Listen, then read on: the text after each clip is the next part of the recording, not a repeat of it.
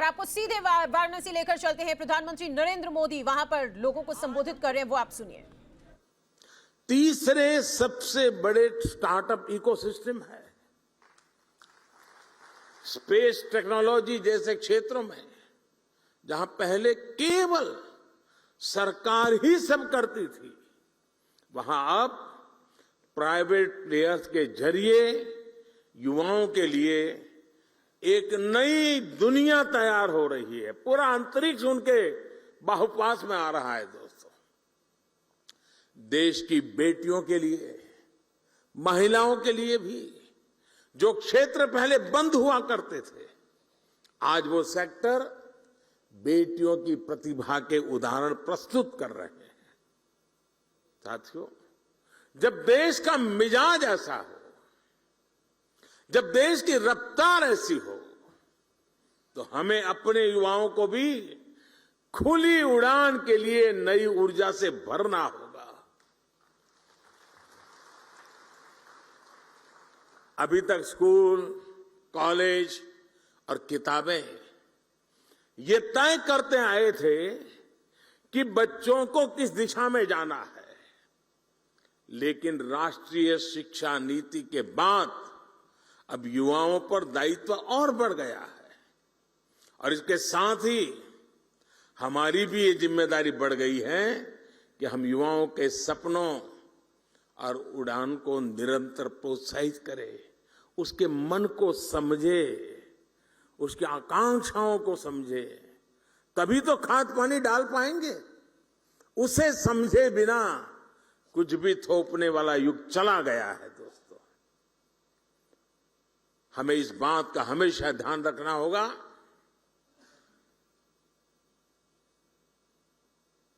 हमें वैसा ही शिक्षण, वैसी ही संस्थानों की व्यवस्थाएं, वैसा ही ह्यूमन रिसोर्स डेवलपमेंट का हमारा मिजाज अपने आप को सज्ज करना ही होगा। नई नीति में पूरा फोकस बच्चों की प्रतिभा और चॉइस के हिसाब से उन्हें स्किल्ड बनाने पर है। हमारे युवा स्किल्ड हो, कॉन्फिडेंट हो, प्रैक्टिकल हो, कैलकुलेटिव हो। शिक्षा नीति इसके लिए जमीन तैयार कर रही है।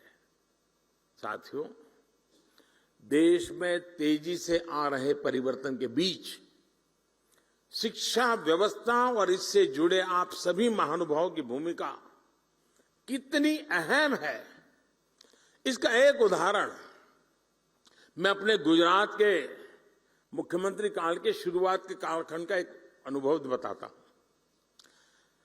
मैं नया नया मुख्यमंत्री बना था, सरकार वरकार की दुनिया से मेरा कोई नाता ही नहीं था, मैं बहुत दूर था, अचानक काम आया था, तो मैंने एक कार्यक्रम बनाया था।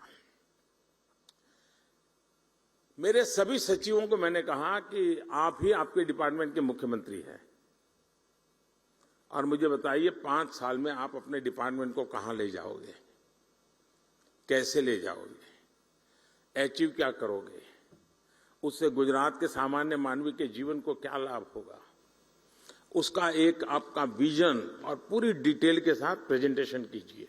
ये मैंने सभी विभागों के सचिवों को कहा और हर दिन शाम को 5 बजे सभी मेरी मंत्रिपरिषद के मंत्री और सभी सचिव हम बैठते थे और एक सचिव आकर के अपने विभाग का पूरा प्रेजेंटेशन देते थे, फिर डिबेट होती थी। सभी सचिव, जो पहले भी कोई एग्रीकल्चर सचिव रहा होगा वो भी वहां बैठा हुआ है, सब लोग अपने अपने विचार रखते थे, डिबेट होती थी, हमारे मंत्री भी डिबेट करते थे। मैं सुनता रहता था, सीखने का प्रयास करता था। एक दिन, और ये कार्यक्रम मेरा करीब महीने भर चला था और शाम को 5 बजे शुरू होता था, रात 10 बजे तो बड़ी मुश्किल से घर जाने की इजाजत मिलती थी और बड़ा ही इंटेंस वो कार्यक्रम चला और शायद हिंदुस्तान के इतिहास में पहली बार ऐसा हुआ होगा। तो मेरे यहां उद्योग के जगत के संबंधित प्रेजेंटेशन हुआ। आने वाले दिनों में वो औद्योगिक क्या क्या देखते हैं, आने वाले दिनों में औद्योगिक विकास कैसा होगा, सारा बता रहे थे। तो कार्यक्रम पूरा होते ही शिक्षा सचिव मेरे पास आए, क्योंकि दूसरे दिन शिक्षा सचिव का कार्यक्रम था। उसने कहा, साहब मैं कल नहीं कर पाऊंगा। मैंने कहा, क्या बात करते हो भाई, 1 महीने पहले आपको तैयारी करने के लिए कहा और आप लास्ट मोमेंट कह रहे हैं मैं नहीं कर पाऊंगा। उन्होंने कहा, तैयार तो है, मैं कर सकता हूं, लेकिन आज जो मैंने औद्योगिक विकास का जो प्रेजेंटेशन देखा, उसको देख करके मुझे लगता है कि हमारा उनका कोई मेल ही नहीं है। हम बाएं जा रहे हैं, वो दाएं जा रहे हैं। तो मैं इसकी लाइट में मेरे जो प्रेजेंटेशन है उसको मॉडिफाई करने के लिए मुझे समय चाहिए, तब जाकर के हम एक इंक्लूसिव ग्रोथ की दिशा में साथ मिलकर के शिक्षा हो इंडस्ट्री चल सकते हैं। हमें भी अब तो पूरी दुनिया का पता होना चाहिए, हर यूनिवर्सिटी में काम होना चाहिए कि दुनिया आगे किस तरफ जा रही है, कैसे जा रही है, उसमें हमारा देश कहां है, उसमें हमारे युवा कहां है। आने वाले 15-20 साल उन बच्चों के हाथ में भारत होने वाला है, उनको मैं कैसे तैयार कर रहा हूं, ये हमारा बहुत बड़ा दायित्व है दोस्तों। और इसी तर्ज पर हमारे सभी शिक्षण संस्थानों को भी खुद से पूछने की जरूरत है कि क्या हम फ्यूचर रेडी हैं। मैं आज दिन बिता रहा हूं, एग्जाम ले रहा हूं, कॉन्वोकेशन कर रहा हूं, क्या यही मैं जिस पद पर हूं वही काम है? क्या मेरा काम यह है कि मैं ऐसी संस्थान खड़ी करके जाऊंगा कि आज जो बच्चा मेरे स्कूल कॉलेज में आएगा, आजादी के जब 100 साल होंगे, जब वो बहुत बड़ी महत्वपूर्ण भूमिका निभाता होगा, तब मेरा देश वहां पहुंचेगा। मैं वो व्यवस्था आज पैदा करके जाऊंगा। आप सबको वर्तमान को संभालना है, आपके पहले जो करके गए हैं उसको आगे बढ़ाना है, लेकिन आज जो काम कर रहे हैं उनको फ्यूचर के लिए ही सोचना होगा और व्यवस्थाएं फ्यूचर के लिए विकसित करनी होगी। और क्योंकि आज बच्चों की जिज्ञासा ऐसी होती है जिनके उत्तर, अभी मैंने कहा, मैं जिन बच्चों को मिलकर आया हूं, आपको भी घर में पता चलता होगा, छोटे छोटे आपके पोते पोती भी आपको सवाल पूछते होंगे, आपके नन्हे मन्ने बेटे अगर सवाल पूछते होंगे, आपको सोचना पड़ता होगा, अरे भाई ये कहां सर खा रहा है। वो सर नहीं खा रहा है, और का सर उसको जवाब नहीं दे पा रहा है दोस्तों, वो समझ। आपके हर किसी के घर में ये अनुभव आया होगा जी। आज की पीढ़ी जिन बातों को लेकर के आती है, वो तो गूगल पर 10 चीजें सवाल पूछते, बोले आप क्या कह रहे हो, गूगल तो ये कह रहा है, आपको काउंटर करता है बच्चा। अब ये बच्चे आपकी यूनिवर्सिटी में 10 साल के बाद आएंगे, तब क्या हाल होगा आपका। हमें अभी से तैयार करना होगा अपने आप को। आप घर में भी उसके अपने बच्चों के साथ मिसमैच अनुभव कर रहे हैं। जब स्कूल कॉलेज के कैंपस के अंदर बहुत बड़ी मात्रा में युवा पीढ़ी होगी, इस प्रकार से नई सोच के साथ आई होगी, और हम वहां उसके योग्य नहीं होंगे, तो उनके साथ कितना बड़ा गहरा अन्याय हो जाएगा दोस्तों। और इसलिए आवश्यक है कि हम भविष्य को जाने समझे, व्यवस्थाओं को विकसित करें। मैं अभी कुछ दिन पहले डिजिटल इंडिया अभियान के तहत गांधीनगर में एक एग्जीबिशन देखने गया था। वहां सरकारी स्कूल के बच्चे थे, 12वीं 10वीं या 11th के बच्चे थे। वहां बच्चों ने जो प्रोजेक्ट तैयार किए थे, जो आइडियाज रखे थे, मैं बहुत उसको समझने की, देखने का प्रयास कर रहा था, और मैं प्रभावित हुआ था इन बच्चों के काम से। रिसर्च का ऐसा पोटेंशियल, कम उम्र में ऐसे ऐसे इनोवेशन वाली बातें सुनकर मैं दंग रह गया। वहां कई बच्चे बायोटेक और जेनेटिक्स में इंटरेस्टेड थे। उनकी क्लास में जब साइंस के फंडामेंटल्स पढ़ाए जा रहे, तब वो जीन मैपिंग, एफिनिटी क्रोमेटोग्राफी, और जेनेटिक लाइब्रेरी बेस्ड टूल्स की बात कर रहे थे। अब कितना बड़ा अंतर है, आप कल्पना करिए। मैं उनके काम को देखकर सोच रहा था कि जब ये हायर एजुकेशन में पहुंचेंगे तो हमारे इंस्टीट्यूशन इनकी आधुनिक सोच के मुताबिक तैयार होंगे क्या? अगर हम इन बच्चों के लिए उनके हायर एजुकेशन में पहुंचने का इंतजार करेंगे तब तक दुनिया बहुत आगे निकल जाएगी दोस्तों। इसलिए हमें ये अभी से सोचना होगा कि जिस उम्र में भी बच्चों के मन में मोटिवेशन है, उसी उम्र में उन्हें गाइडेंस और रिसोर्स मिले, इसका प्रबंध हमने सोचना पड़ेगा। हमें अपने संस्थान में ऐसी व्यवस्था तैयार करने पर काम करना चाहिए। साथियों, इस महीने के आखिर में 29 जुलाई को राष्ट्रीय शिक्षा नीति को 2 साल पूरे होने वाले हैं। और अभी धर्मेंद्र जी बता रहे थे कि बड़े मंथन के बाद ये शिक्षा नीति बनाई। कस्तूररंगन जी ने बहुत अच्छा नेतृत्व दिया, उसके कारण संभव हुआ। और इतना विविधता भरा देश और राष्ट्रीय शिक्षा नीति का इस प्रकार से स्वागत हो, ये अपने आप में बहुत बड़ी सिद्धि है जी, बहुत बड़ी सिद्धि है। लेकिन इसकी विशेषता देखिए, इसको बनाने में तो मंथन हुआ। आमतौर पर सरकार का स्वभाव होता है, एक डॉक्यूमेंट बन जाता है, वो डॉक्यूमेंट समय के भरोसे छोड़ दिया जाता है, कुछ व्यक्तियों के भरोसे जोड़ जाता है। आपके भी टेबल पे तो कुछ दिन शोभा बढ़ाता है डॉक्यूमेंट, फिर वो भी टेबल पे से हट जाता है, कोई नया डॉक्यूमेंट आता है, वो जगह ले लेता है, बात वहीं समाप्त हो जाती है। अनुभव आपको भी है, यहां बैठे हुए लोगों को भी है। हमने ऐसा नहीं होने दिया। हमने हर पल इस राष्ट्रीय शिक्षा नीति को जिंदा रखा है। मैं स्वयं भी इतने कम समय में कम से कम 25 सेमिनार में गया हूं, शायद 25 से ज्यादा, और इसी विषय पे मैं बोलता रहा हूं। ये रिपोर्ट देने के बाद स्वयं कस्तूररंगन जी लगातार संवाद कर रहे हैं, हर क्षेत्र के लोगों से संवाद कर रहे हैं, उनके क्लैरिफिकेशन चाहिए समझा रहे हैं, उसके पीछे का विजन क्या है, बैकग्राउंड इंफॉर्मेशन वो समझा रहे हैं। पूरी सरकार के सभी डिपार्टमेंट लगातार कोशिश कर रहे हैं कि क्योंकि 30 साल के बाद आया हुआ डॉक्यूमेंट सिर्फ कागज का ढर्रा हमारे पास पहुंच जाने से होगा नहीं जी। आप भी यहां जब 3 दिन मंथन करोगे, उसकी कई बारीकियां हैं जो शायद आपने पूरा पन्ना पढ़ लिया होगा, लेकिन अब नई तरीके से आपके सामने उजागर होगी। इसलिए अपनी यूनिवर्सिटी के अंदर भी ऐसे ही निरंतर मंथन की योजना बना करके यहां से जाना। सिर्फ यहां से आप सुन करके मत चला जाना, आपके साथ जुड़े हुए जो बाकी साथी हैं वे भी ऐसा ही मंथन करें, उसमें से और अमृत निकालें जी, तब जाकर के इसका लाभ होगा। और इसके इम्प्लीमेंटेशन की उसके लिए जो चुनौतियां हैं, उसकी हर बारीकी पर हमें गौर करते रहना चाहिए।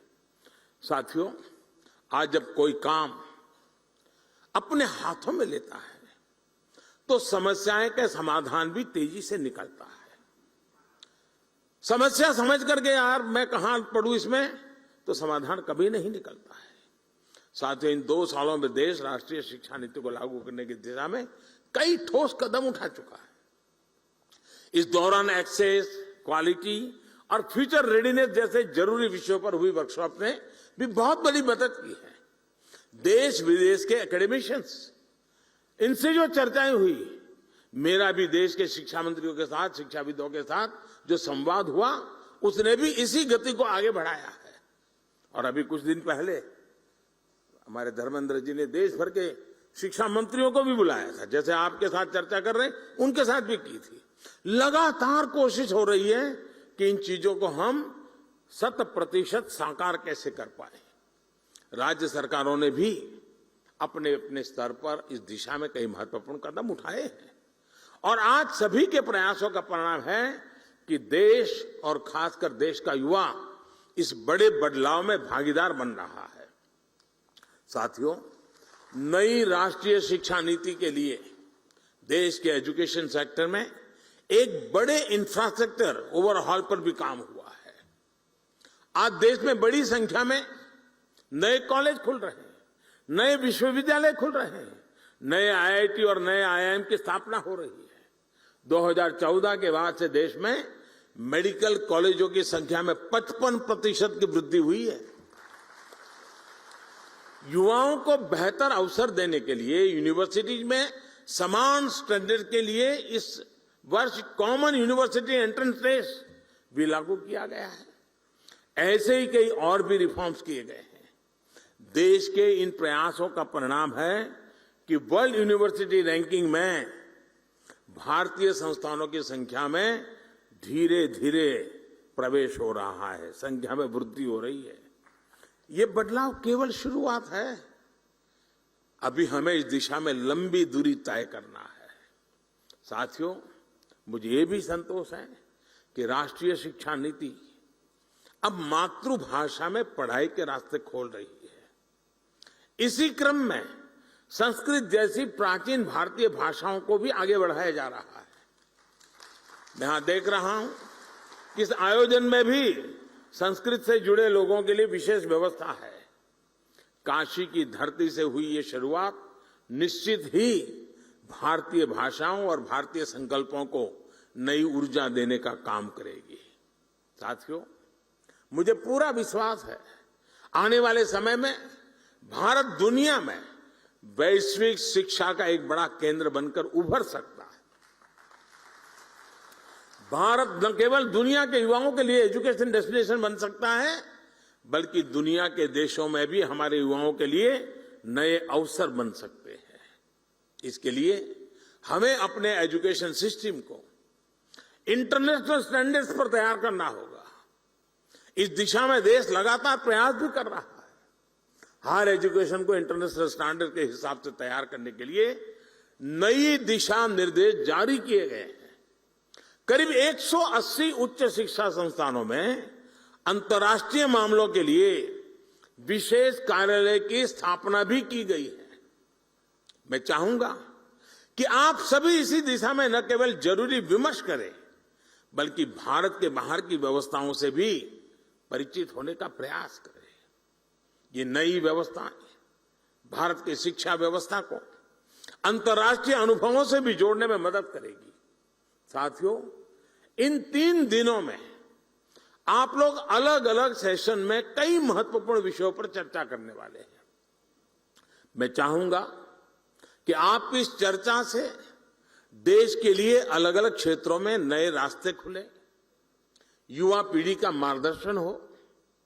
दुनिया के कई देशों ने अलग अलग क्षेत्रों में जो रफ्तार पकड़ी है, उसमें एक बड़ा योगदान वहां की यूनिवर्सिटीज का भी है। यूनिवर्सिटी लगातार सामाजिक, आर्थिक और वैज्ञानिक विषयों पर रिसर्च करती है, सरकार को सुझाव देती है। यही कल्चर, यही कार्य पद्धति हमें अपने यहां भी विकसित करने की जरूरत है। इससे यंग जनरेशन को देश और देश की नीतियों की समझ आती है और वो उसकी संभावनाओं से भी परिचित होते हैं। मेरा हमेशा से मानना रहा है कि देश के युवाओं की इनोवेटिव सोच और नए आइडिया से नई व्यवस्थाओं को भी ज्यादा से ज्यादा जुड़ना चाहिए। इससे फ्रेश टैलेंट आता है, फ्रेश आइडियाज आते हैं। मैं चाहूंगा कि इसे लेकर भी आप सब चर्चा करें, कोई रोड मैप तैयार करें। यूनिवर्सिटी कैसे सरकार के साथ अलग अलग क्षेत्रों में पार्टनरशिप कर सकती है, इस बारे में भी सोचा जाना चाहिए। अपनी एक्सपर्टीज आपको ही तय करनी है। आप जिस क्षेत्र में हैं, उसे लेकर सर्वे और स्टडी करें, सरकार को सुझाव दें। आपकी यूनिवर्सिटी का जो 50-100 किलोमीटर का जो दायरा होगा, वहां की जन सामान्य की समस्याएं क्या है, उसके उपाय क्या है, रिसोर्सेज क्या है, उस रिसोर्सेज के लिए क्या किया जा सकता है, वहां के सामान्य व्यक्तियों की वृत्ति प्रवृत्ति क्या है। आपके स्टूडेंट को एक प्रोजेक्ट मिल जाएगा, स्थानीय रूप से बढ़िया रिपोर्ट बनेगा। सरकार की कोई योजना चलती है तो उसकी अच्छाइयां क्या है, कमियां क्या है, सुधार की संभावनाएं क्या है, बढ़िया रिपोर्ट बन सकता है। ये सारी बातें सरकार के अंदर गंभीरता से कर लिया जाए, बहुत बड़ा परिणाम आता है। मुझे याद है, मैं गुजरात में था तो एक बार सरदार पटेल यूनिवर्सिटी में मेरा कार्यक्रम था। सरदार पटेल यूनिवर्सिटी के लोगों ने रूरल डेवलपमेंट पे काफी रिसर्च करके कुछ किताबें तैयार की थी। उस दिन उन्होंने मुझे गिफ्ट की। मैंने जरा बड़ी बारीकी से उसको देखा, मुझे बड़ा इंटरेस्ट लगा। मैंने डिपार्टमेंट को काम दिया। मैंने कहा भाई ये जो स्टूडेंट्स ने काम किया है, आप जरा देखिए सरकार जहां जा रही है और ये बच्चे जो कह रहे हैं उसमें कितना अंतर है, और आप हैरान हो जाएंगे। उसमें से बहुत सी चीजें मुझे रूरल डेवलपमेंट के मेरे काम में इतनी मदद आई। विद्यार्थियों ने, टीचर्स ने किया हुआ काम था, जो सरकार में एयर कंडीशन कमरे में बैठ करके निर्णय करना मुश्किल होता है जी।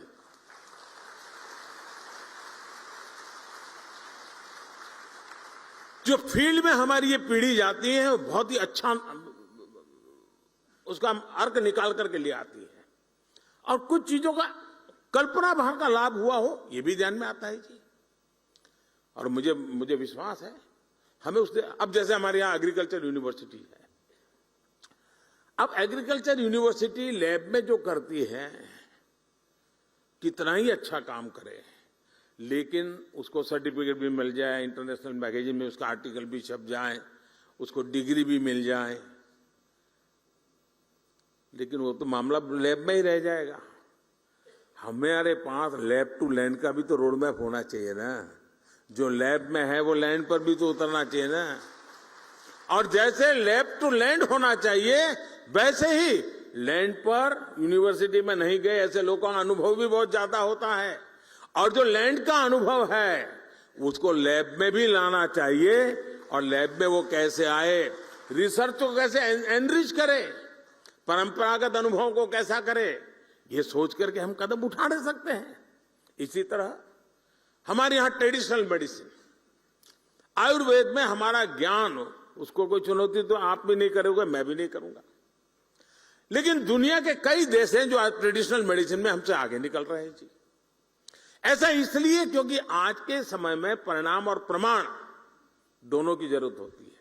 हम ये कहें कि भाई मैं ये जड़ी बूटी लेते हुए फायदा होता है, परिणाम मिलता है, लेकिन हम मान के चले और सभी यूनिवर्सिटी के तरफ मेरा कुछ न यहां से सुन करके जाए तो चलेगा, 2 शब्द मेरे सुन करके चल के जाइएगा और उस पर मंथन कीजिएगा। हमें परिणाम तो मिल जाते हैं लेकिन प्रमाण नहीं होते हैं, और इसलिए हमारे पास परिणाम के साथ साथ प्रमाण होने चाहिए। हमारे पास डेटाबेस होना चाहिए, हमारे पास उसका पूरा डिटेल रिकॉर्ड होना चाहिए, कहां से कैसे बदला हुआ है।